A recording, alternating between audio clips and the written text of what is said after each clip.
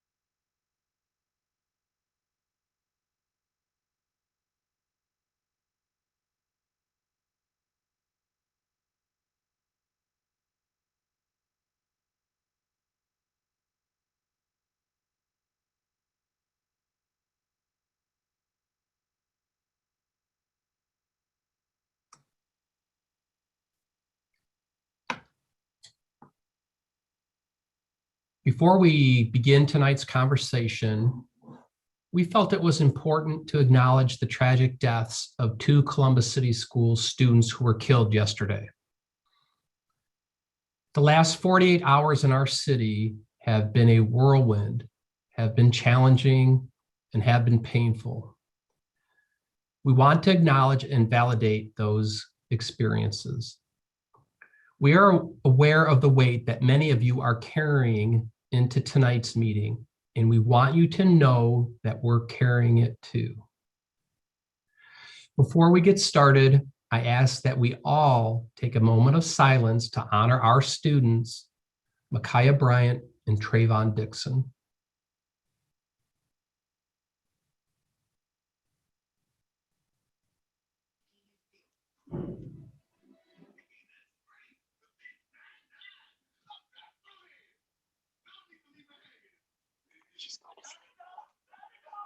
Thank you. With that, I will turn it over to our co-chairs, Lee Coyle and Margarita Revelio. Hello, everyone. Good evening. My co-chair is on the phone, so I will allow her to introduce herself at this very moment, if you'd like, to say hello.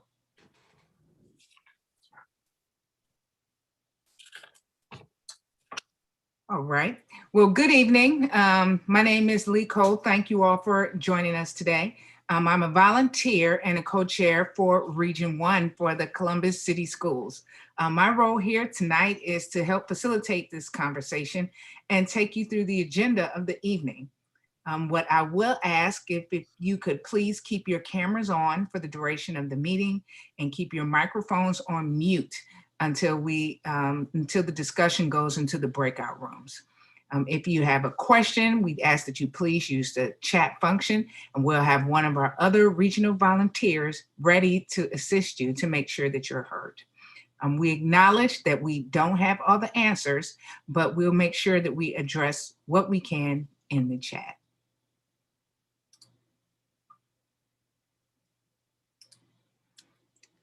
Secondly, I like to ask that everyone please exercise a little bit of grace. We will make sure that everyone will have an opportunity to voice their opinion. We would like to remain positive during this process. We know that sometimes talking about the future and conversation about facilities can be stressful, but we're going to remain positive and constructive during this process. Again, we acknowledge that we do not have all the answers right now, but please place your questions in the chat. They'll be documented by our student lead, Sanai. If she is on the camera, if you could please wave. And they'll be answered by district staff at a later time and compiled into a master FAQ document. Well, tonight we have representation from Leggett Architects, who are the planning consultants and are here to assist us in this process. Leggett will now introduce two videos that we have for you tonight.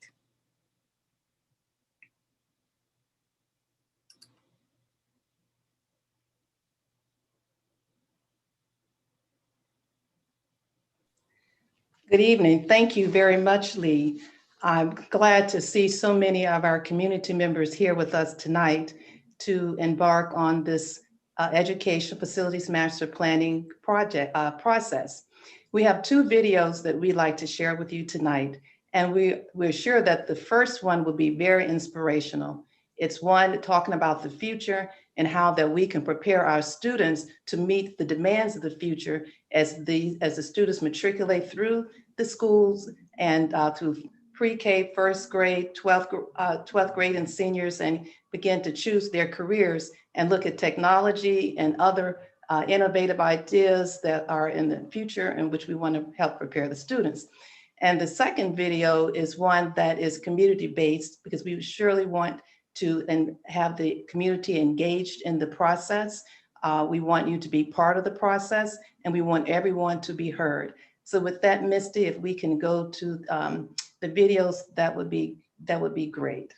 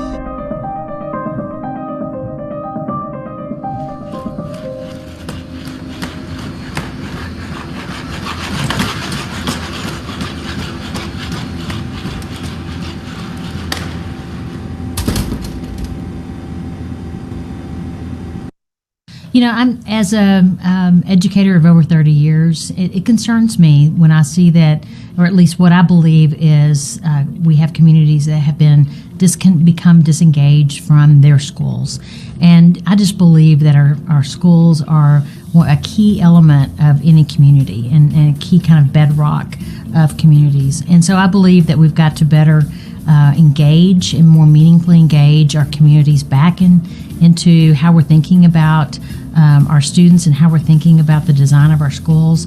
I've had experiences where I engage the communities in thinking about, what is it we want, and knowing that this is a rapidly changing world, interconnected, global, rapidly changing world. What do we want for our children? And these schools are the community schools. They're not Karen schools. And so how do we invigorate and excite people around what's going on in that school down the street? And how do we engage them in new and different ways? And I think if we can reinvigorate, reconnect our communities back to our schools, it will make our schools better and ultimately create better conditions and better outcomes for our kids.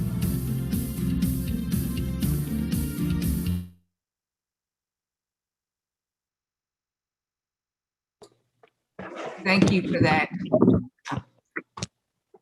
On this meeting today, we also have Vice President of Columbus City School Board of Education, Ramona Reyes, and our area superintendent, Scott Nelson, with us this evening. I'm pleased to introduce Vice President, Board Member Ramona Reyes.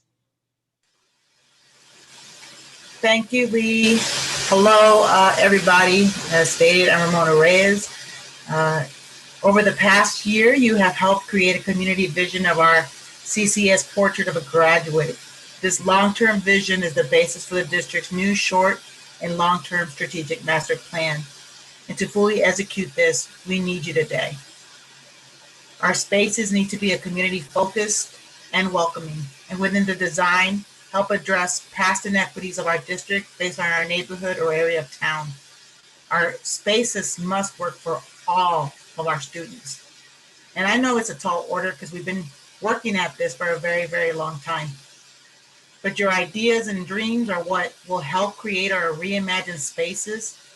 Your past graduates, parents, guardians, and members of our school community. And it is important that we spend our resources wisely. So I've always been proud of our district. Anyone who has heard me speak, I love our teachers, I love our staff, I love our students, I love our community. And I've always said we're the best in education.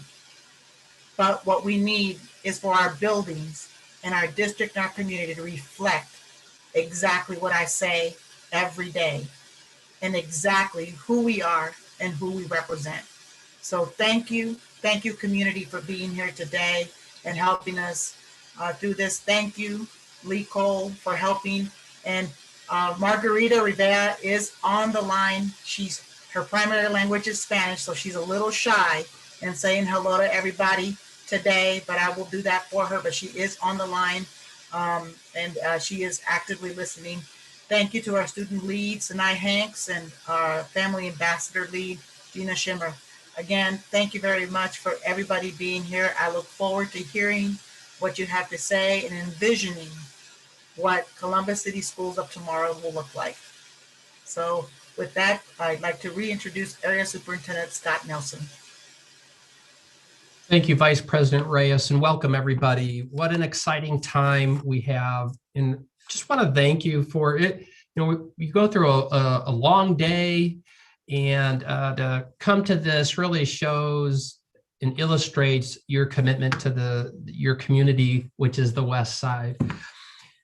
When I started in the district initially, I was so excited. I drove around several times until I got really started to understand where the buildings were.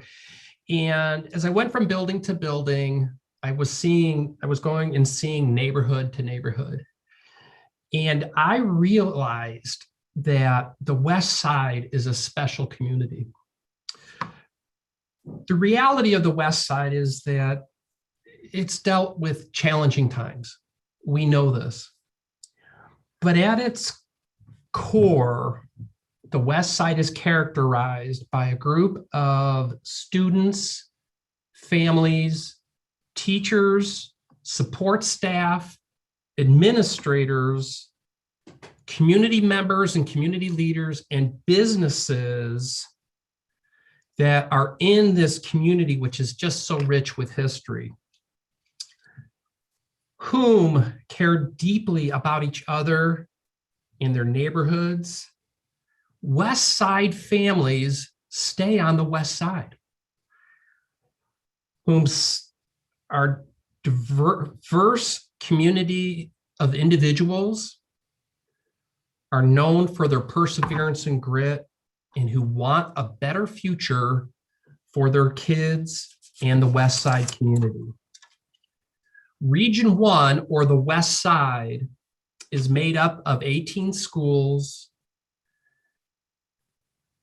approximately 8,000 students, and is characterized by some of the most caring individuals I've had the privilege to work and learn along with.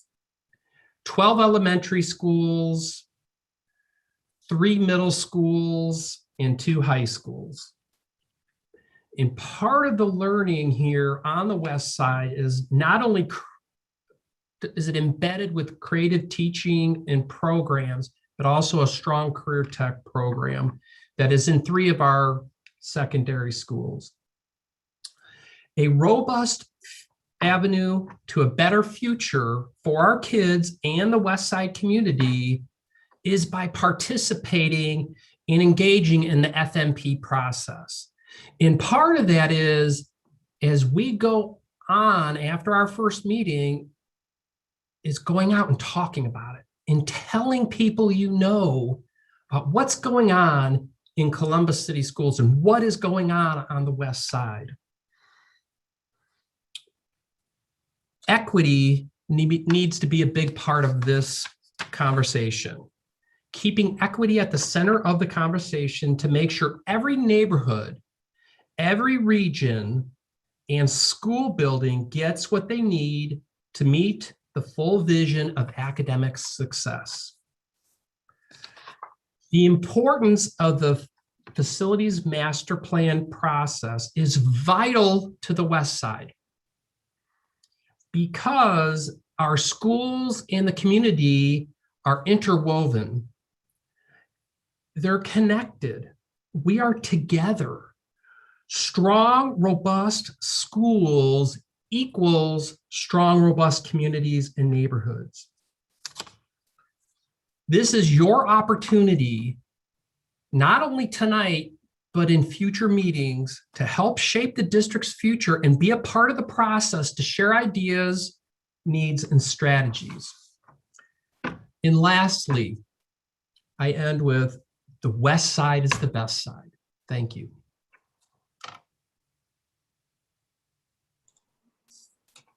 And now I turn it back over to our co-chairs. Thank you very much. This phase of the process leaves nothing from discussion. When thinking about the future of Columbus City Schools, try not to only think about the standardized curriculum, teaching and learning, but other aspects of the school and how they relate to equity, diversity, social and emotional well-being within our community. Simply put, what's working and what is not working. With that, our Zoom moderator will organize us into breakout rooms for a more intimate conversation and discussion. When you receive this Zoom link, you were given a specific breakout room assignment. Please select that room when the options pop up. Each group will have a champion, a reporter, and a scribe. And after 30 minutes, we will come back together and report to the group at large.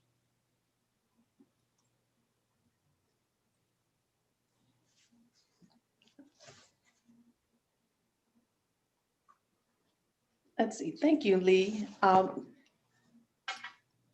let's see, do we go through the presentation in terms of the process of the master planning? Do we want to do that now or later, or? Go ahead and do that now. Okay, thank you, Misty. Yep.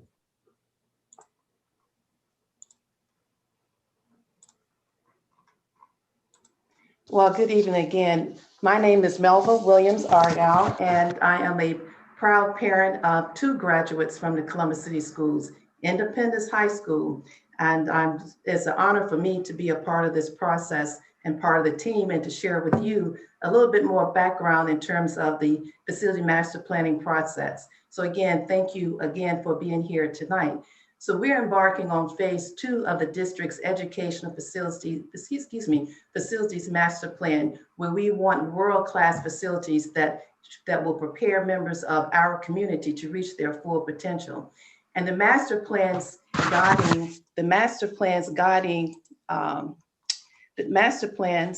guiding principle is the portrait of the graduate.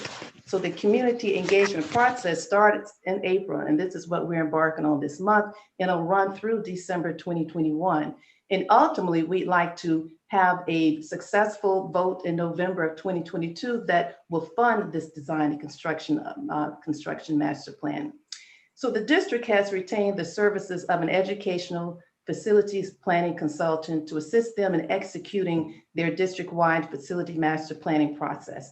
The team, of which I am a member, is made up of architects, which I'm an architect, planners, engineers, and landscape architects. We bring in-depth and global experience to the district and to the community for guiding and developing outcomes that will support the district's portrait of a graduate. And throughout the master planning process this year, we are looking forward to the community, and we will be interacting with you along the way.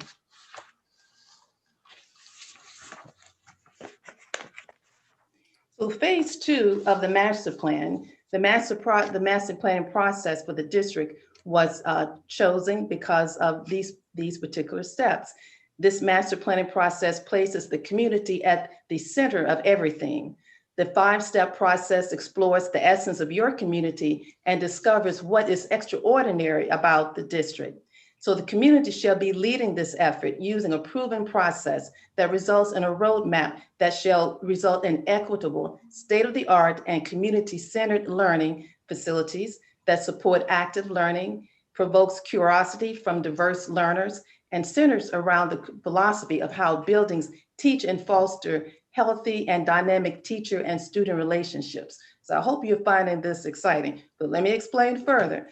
The 5-step master plan collaborative process includes gather, envision, define, consider, and transform. Your community volunteers will lead consensus building, engaging all members in developing the district-wide master plan.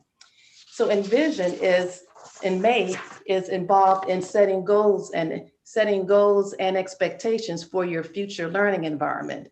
And together, we will imagine how that can be transformed into place, maximizing the full potential of our facilities. In June, we have Define.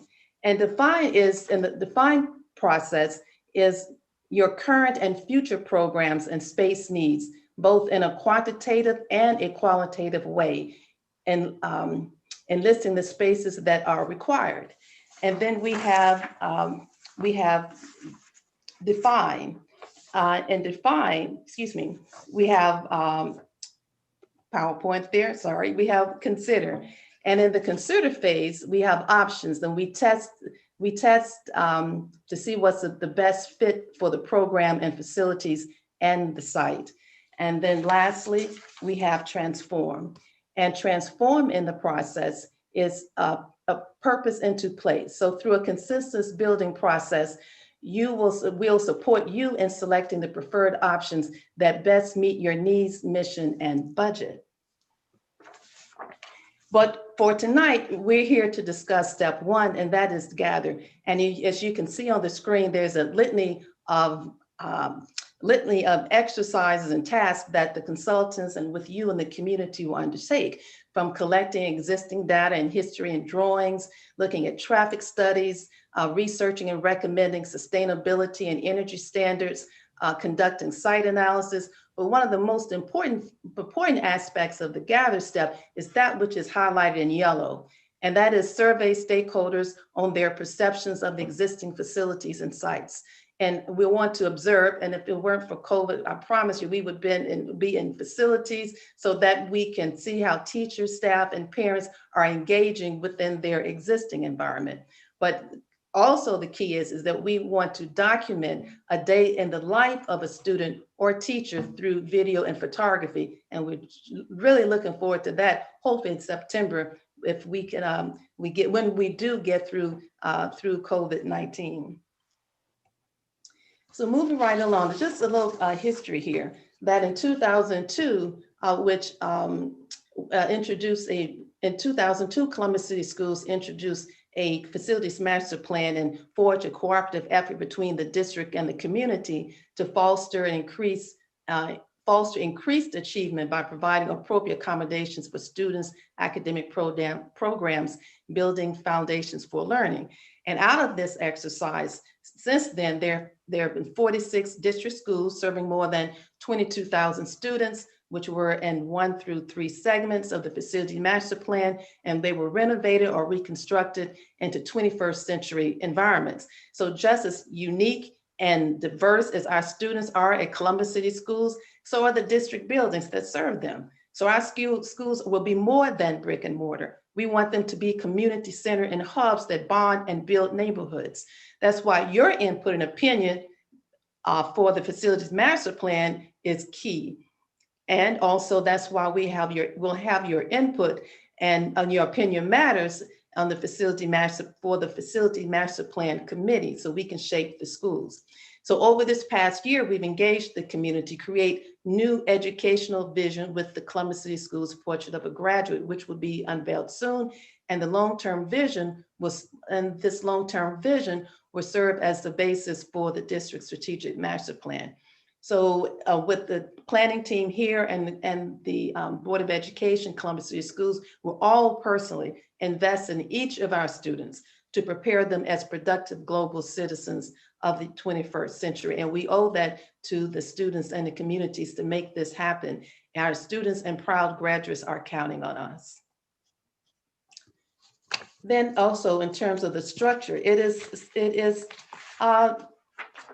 cyclical in that we are informing and providing feedback amongst the regional community conversations to the Facilities Master Plan Committee meetings that are held at the end of the month. So during the month, we have the regional conversation across all 6 districts. And then at the end of the month, there's the Facilities Master Plan Committee that meets and makes some decisions with input from the region into the master plan. And again, if I cannot overemphasize that this is a community conversation and that we are encouraging, as your area superintendent, Mr. Nelson mentioned, we want you to go back to your churches, to business leaders, faith leaders, your neighborhood organizations, nonprofits, your families, grandparents, extended family, and spread the word that we are in this process so we can have input in the community from everyone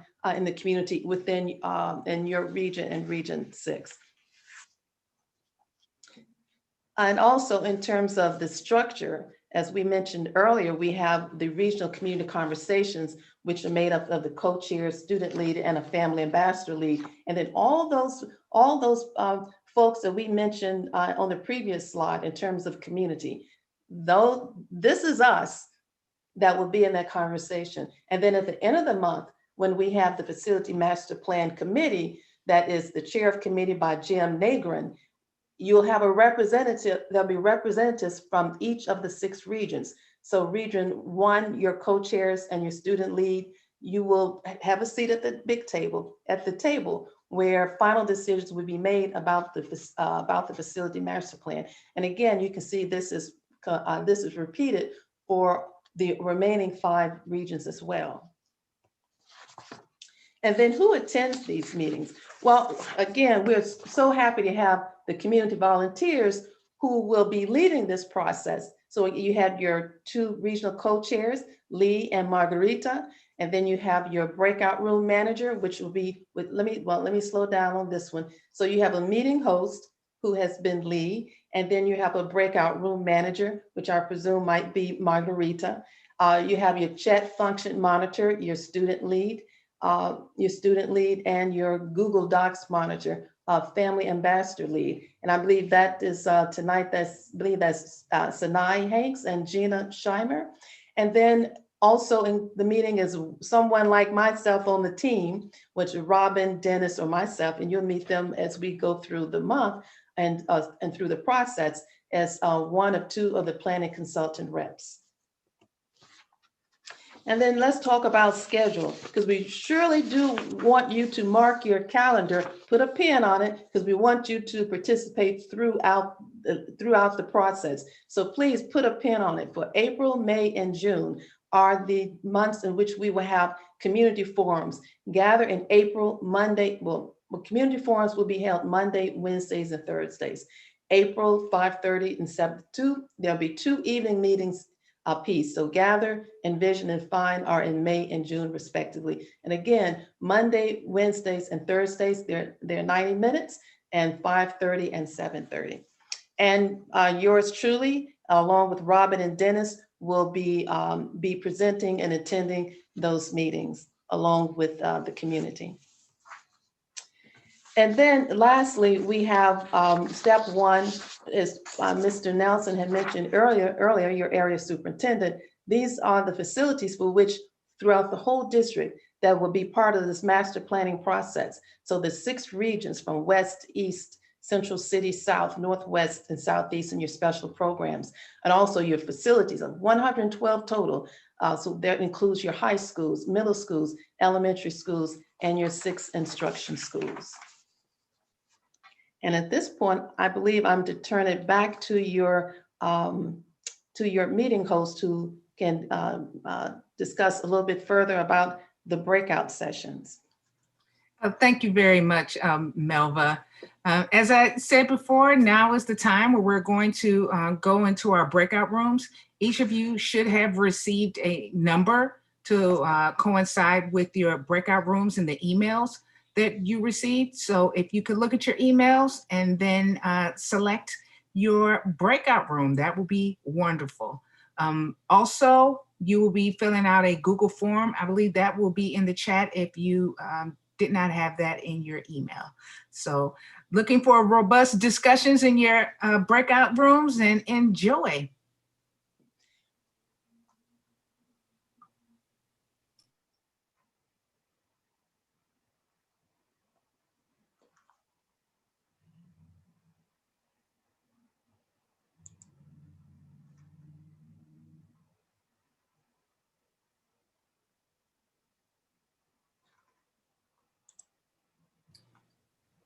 Does everyone see the breakout room option at the bottom of your screen, the center?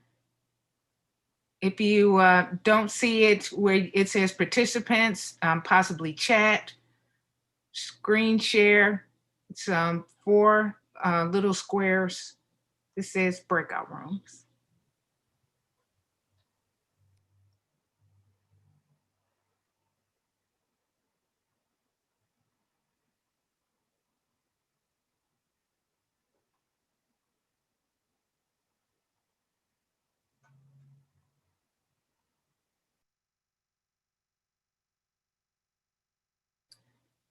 Hello, everyone. Welcome back.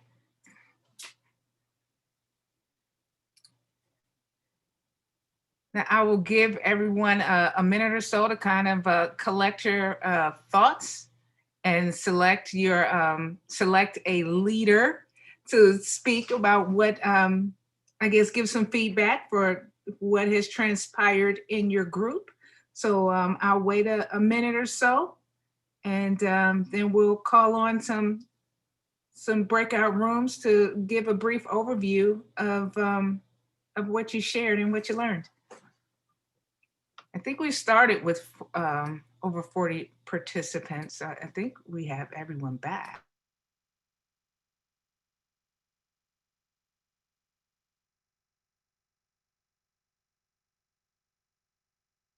Well, let's just go in order and let's have a report out from the group I was in. Let's start with, I think I was in, breakout room 1.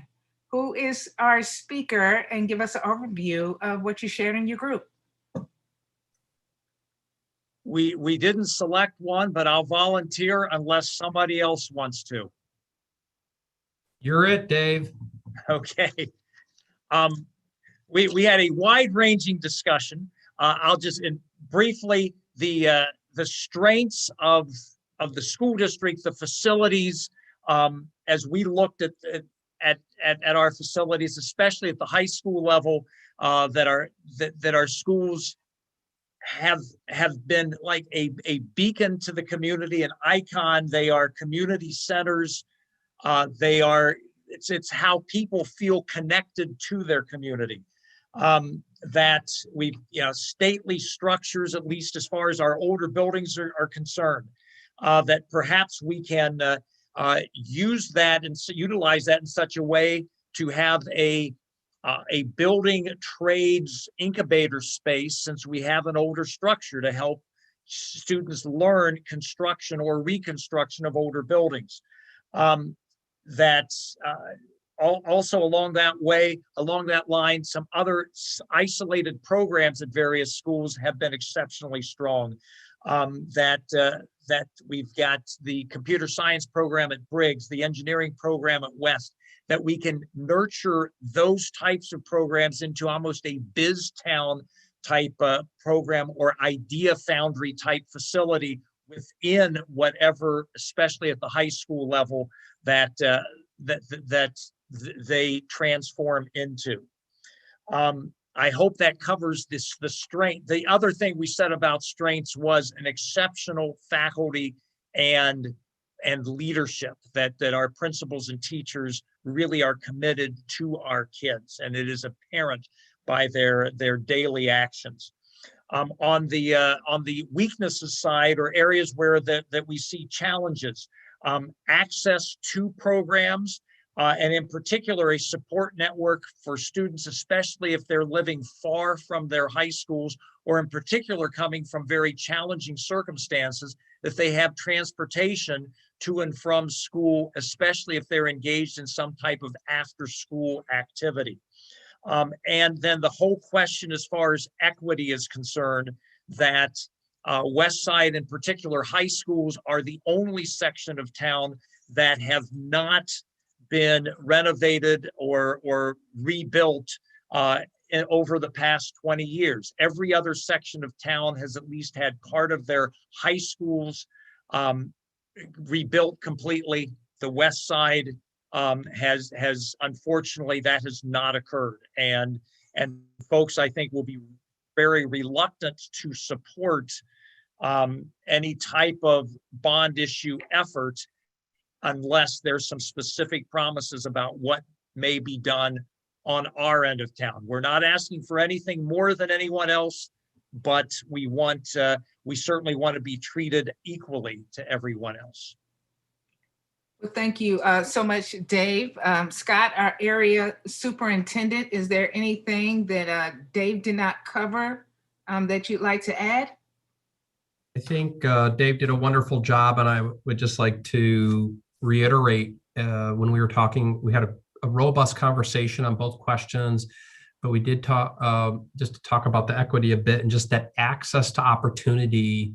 We talked about after school activities, athletics, and extracurriculars, but we just touched upon access to opportunity to all programs and that type of thing. Thank you. Thank you so much. Breakout room 2. Hello, everybody. This is Dr. Higgins, Briggs High School assistant principal. Our group, we talked about some of the same things that the first group spoke on. We talked about the look of a school, and when you walk in, and specifically to our school, because we had a student ambassador in our group, Shania Hanks, talking about the look of a school. You know, our auditorium, I'll just speak briefly to Briggs, is being redone, and when it's done, it's going to be amazing. And they're working on it, right now. And we were talking about the aspect of the building when you walk in, how it draws people in and it has people wanting to come back.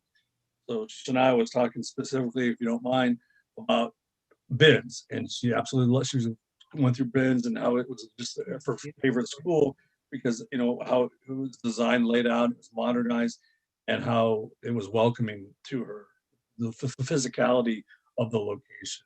We also spoke about programs such as robotics and like we had home ec and more hands-on programs that were centralized to career centers that used to be housed at community schools and right on the street.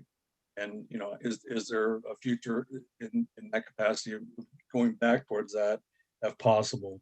So we talked about the physicalities of the buildings, and we also spoke quite a bit about the more hands-on, modernized 21st century and beyond educational opportunities that students need access to.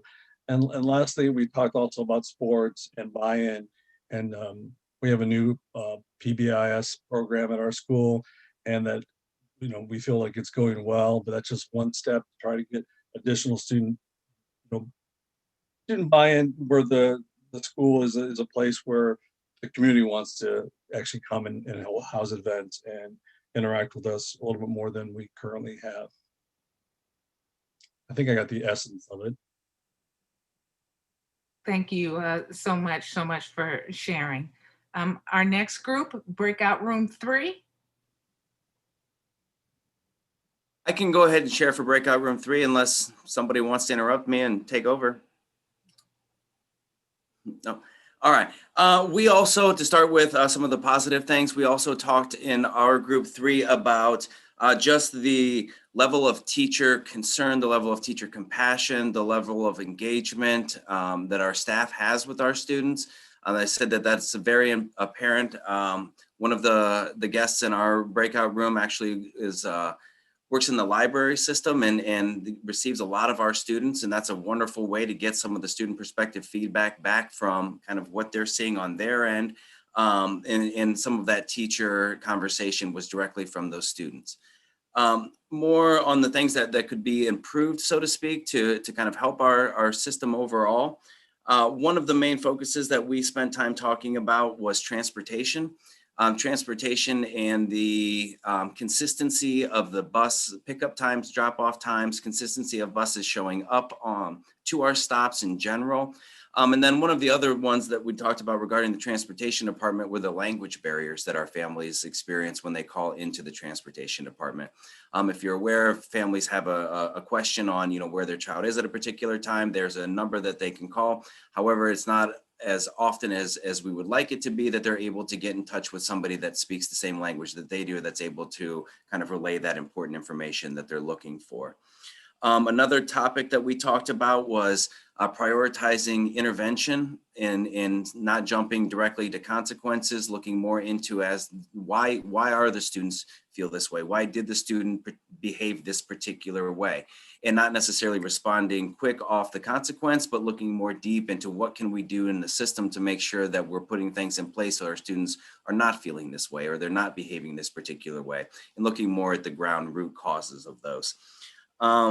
And the last thing that we talked about was how do we modernize a lot of our technology to keep up with other districts or other schools that may have access to more of that modernized technology. And we said, you know, that exceeds just the use of Chromebooks or the use of smart boards, but what other technologies are out there that would keep us relevant and kind of in that same chase for those jobs later in life. And that kind of summarizes our conversation in group 3. Unless somebody knows something I missed, feel free to hop in and add on. Well, you guys got a lot in. I'll just and add, you have 30 minutes. I just want to add real quick, from group 3, we did talk a lot about services for new Americans and remedial services to support them. Thank you. That is a very important topic to talk about with access to our buildings and how they are used. So thank you so much for adding that. All right, our next breakout room is group 5. All right, hopefully My internet will not go out on me. It's been sending messages that it's unstable. I'm Lynette Corrigan from Briggs High School. I'm the ESL teacher. So when we talked about strengths, like many of the other groups, the first thing our mind went to was people. We have a diverse student body. Our students, just by who they're in the classroom with, are being well prepared for a global society. We have strong teachers. We have community partnerships. Space-wise, some schools have outdoor spaces that they're able to utilize to make learning hands-on and relevant. And some buildings have a space for students to regulate their social emotional well-being. For barriers, a people-related barrier is that our West Side students tend to move around a lot. And we have particularly groups of families. We talked about new Americans that may not only not have a lot of experience with the US educational system, but maybe not with any educational system. And how do we make schools welcoming to them and communicate with them? We talked about the importance of up-to-date technology resources, that it's good that we have one-to-one Chromebooks now, for example. But we did talk about how some of the buildings are not very flexible. So maybe they have classrooms, but they can't be repurposed easily for summer school. Or maybe there's a need for a sheltered ESL site, but there's not any place to put one. So lack of space is something that we've experienced in multiple buildings in our group. And we did talk about the need for places that help students to calm, both at the elementary level and at the high school level. If they're excited from coming inside or if they're upset about something, how is the building designed to help them calm down and regulate? All right, I think I got the main points. Anyone in my group have something we need to add?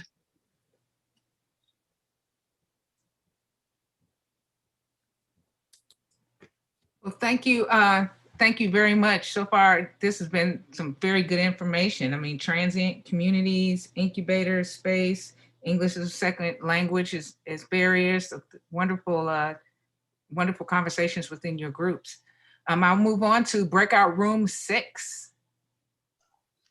Great. Good evening, everyone. I'm Tanya Milligan. I am the principal of Briggs High School. And of course, I have to give Briggs a shout out because we've got a teacher here. We've got a student here. I have my whole administrative team here. So whoop, whoop, go Briggs. Sorry, I just had to get that in there.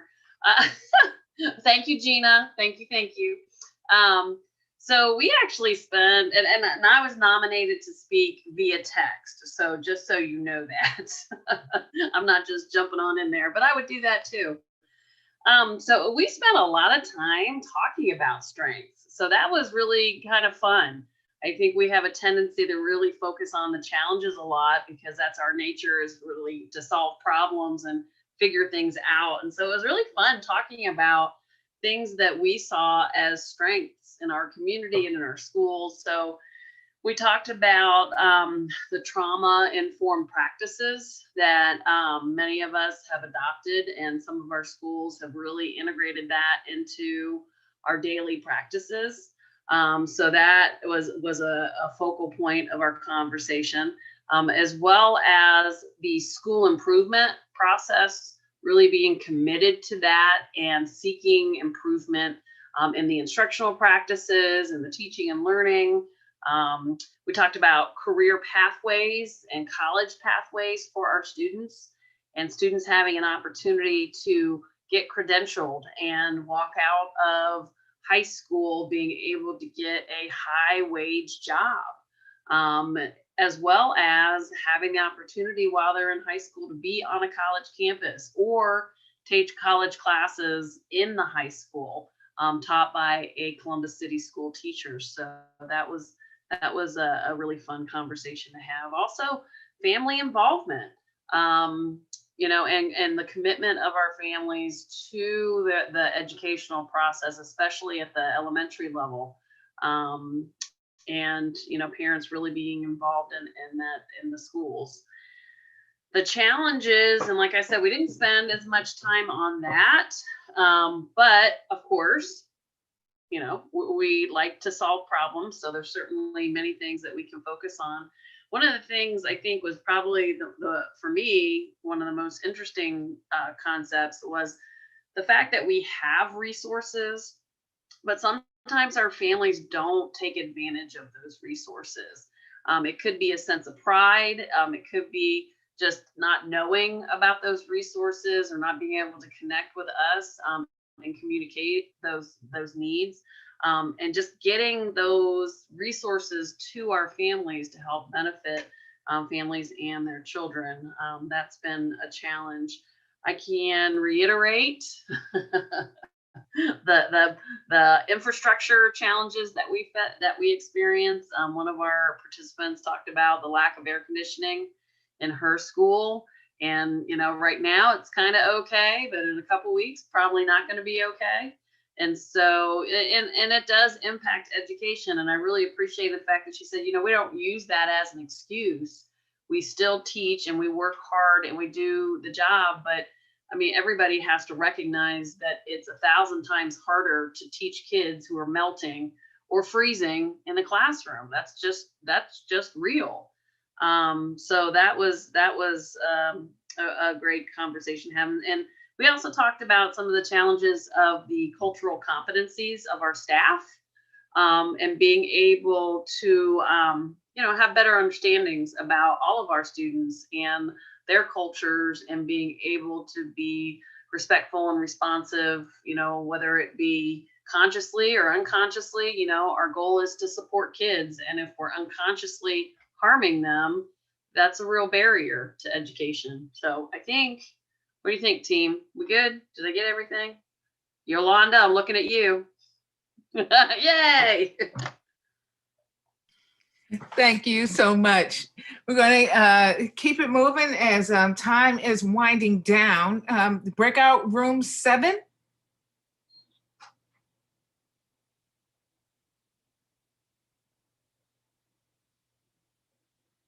Lucky number 7. Lindsay was taking notes for us. Yep. I just didn't know if one of you would like to speak about it or if you'd like me to. Nope, I think you were hoping notes.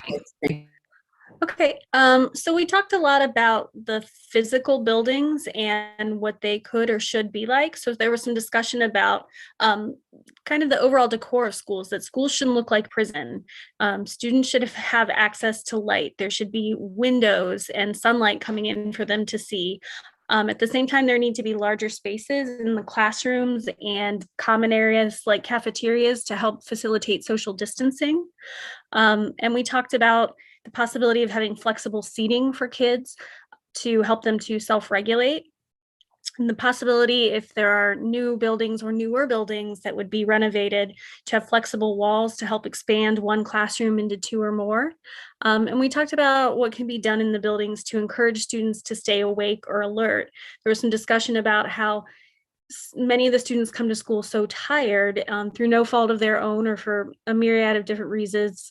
They might not go to bed early enough, or they might not get good quality sleep. So what can we do to make an environment for them that helps them to be alert and engaged and ready to learn?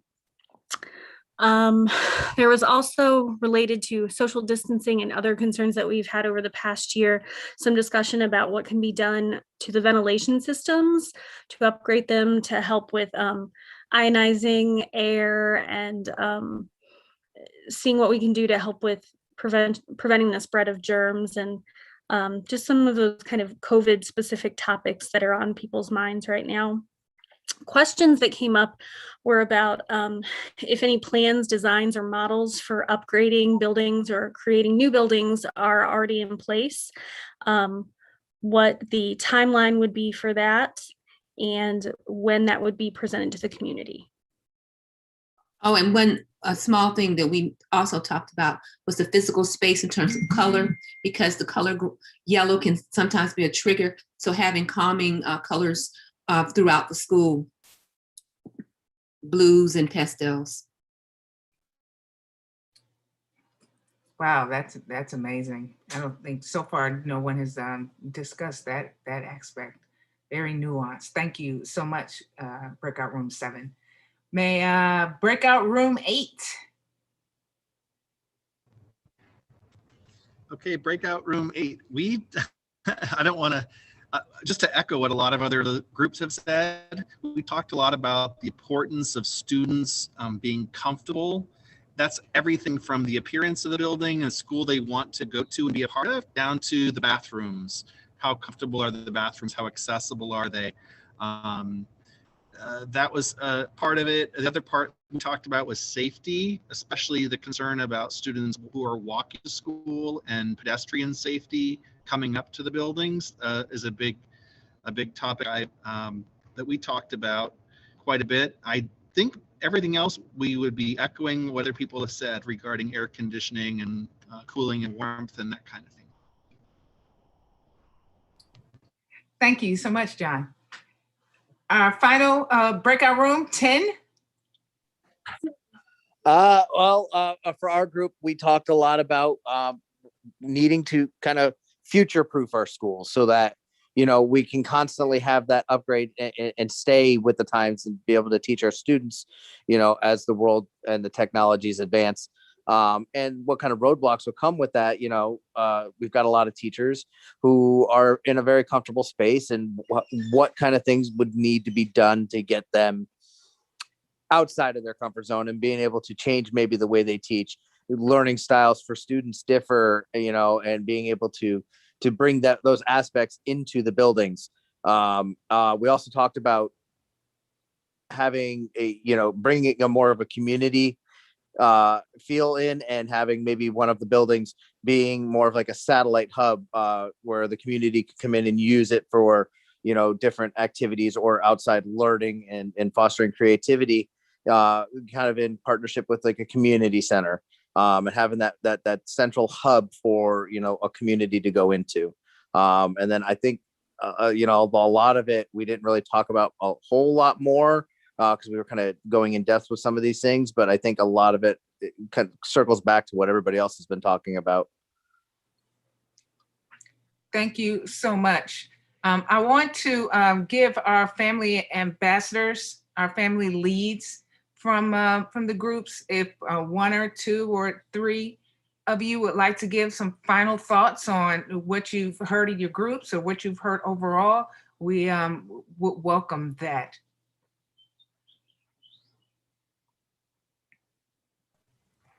I think I may be the only one, Lee. I'm not sure. I was reading through all of your guys' responses, so thank you for putting all of those in there. It's just encouraging all the thoughts and processes you guys have been discussing and working through. I love to see so much of our Region 1 staff here too. Just know that you guys care about your schools, and that's evident within your buildings as well. I think overall everyone touched on everything in the forums. I don't think anything was excluded.